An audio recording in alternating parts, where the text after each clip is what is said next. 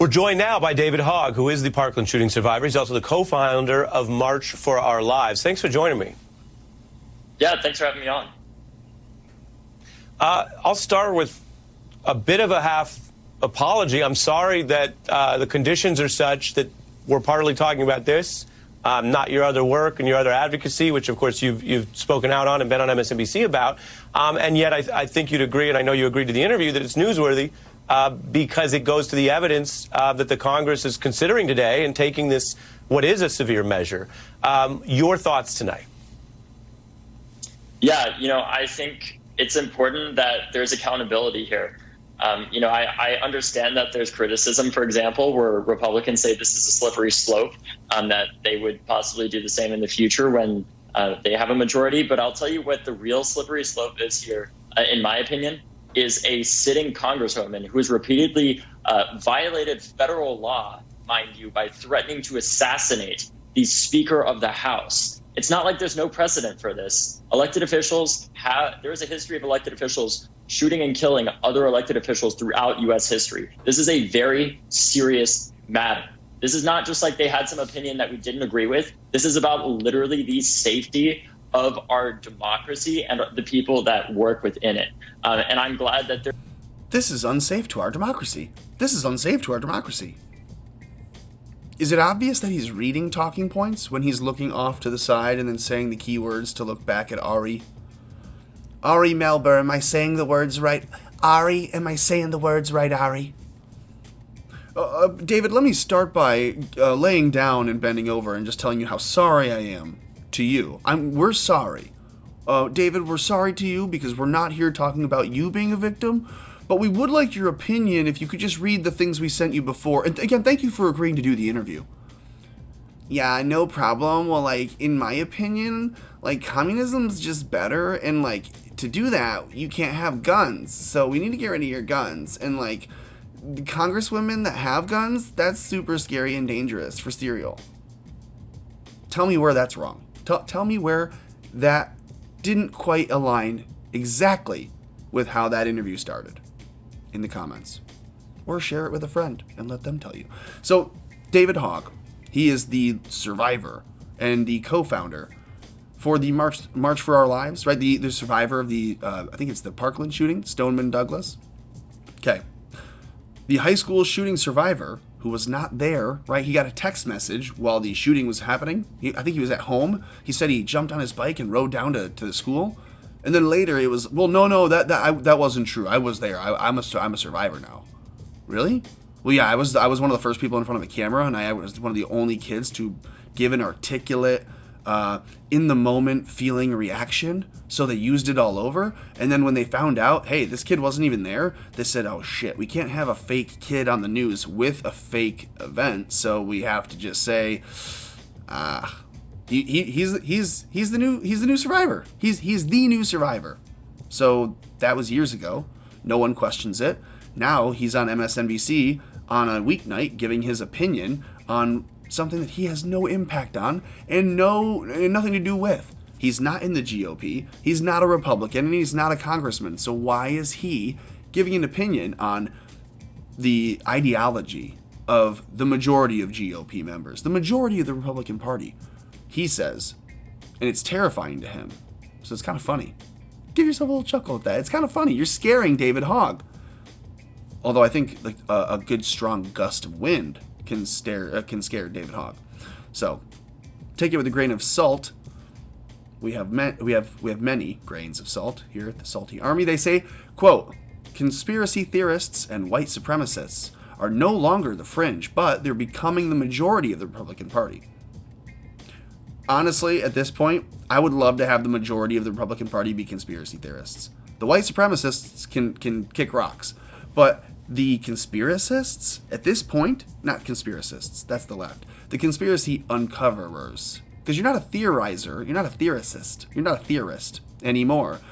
If you can look at the stats, look at the ballots, cross-reference and prove. That's called forensics. That's called you're proving your theory in evidence. So you're not a conspiracy theorist. It's kind of a conspiracy teller, a truth teller almost.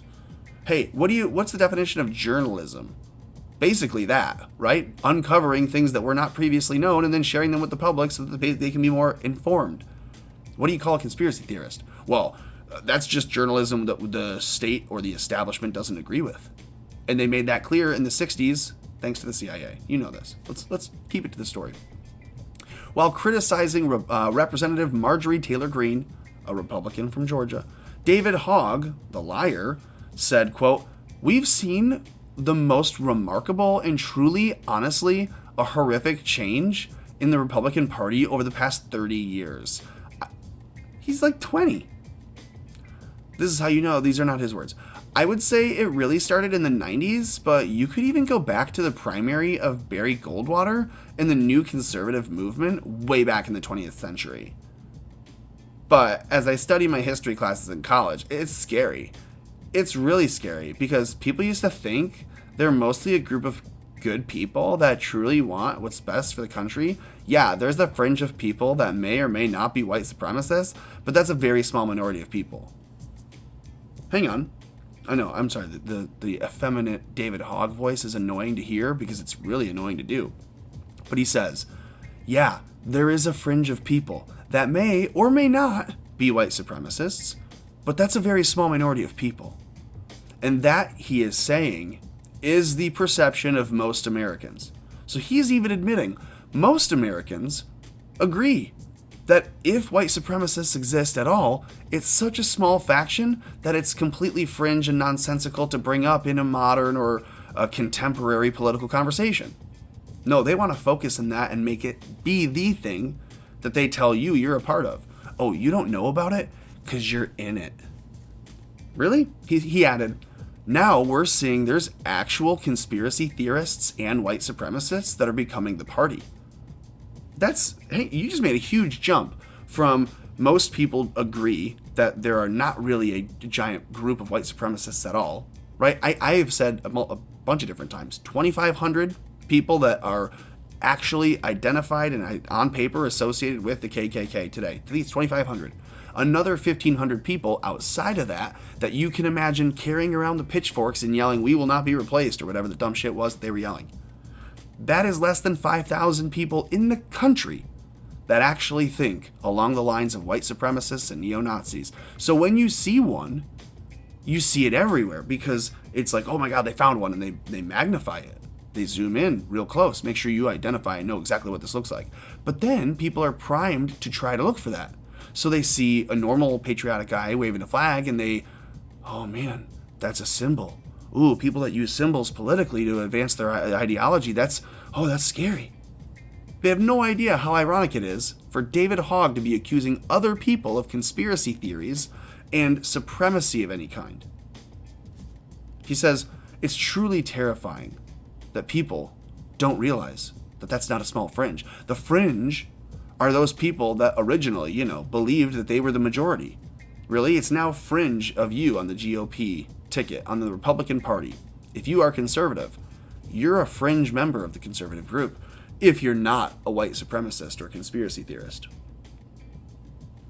Why don't we just really quickly delineate? There is conspiracy theory, and then there's white supremacy. And we already said all the white supremacists, the racists, the xenophobes, the actual bigots can get lost. Just go. If you're a conspiracy theorist, great. You should be allowed to. That is your right. You have freedom of speech. Technically, you have the right to be racist, too. We just have the right to choose not to want to be around you. But the conspiracy theorists, great. Bring it on. We should be asking questions and educating people about how to use discernment. The reason that conspiracy theories exist is because they're not openly examined, because they're stifled, because they're silenced, because they're shut up and censored and kicked offline.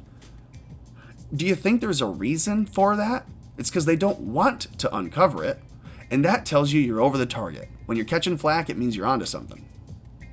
David Hogg is a worried little boy. He's afraid on MSNBC saying, they're all white supremacists, they're all neo-Nazis, and if they're not, well, then they're conservative theorists, right? Conservative theorists. That's evil enough. We should just throw them all out.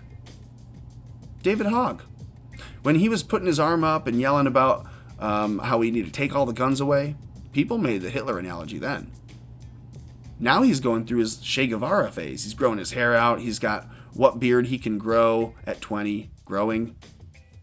It's not a great look. I don't know. Let me know what you think in the comments below. Like, share the video, subscribe to the channel, and help me keep America gunned up and afloat.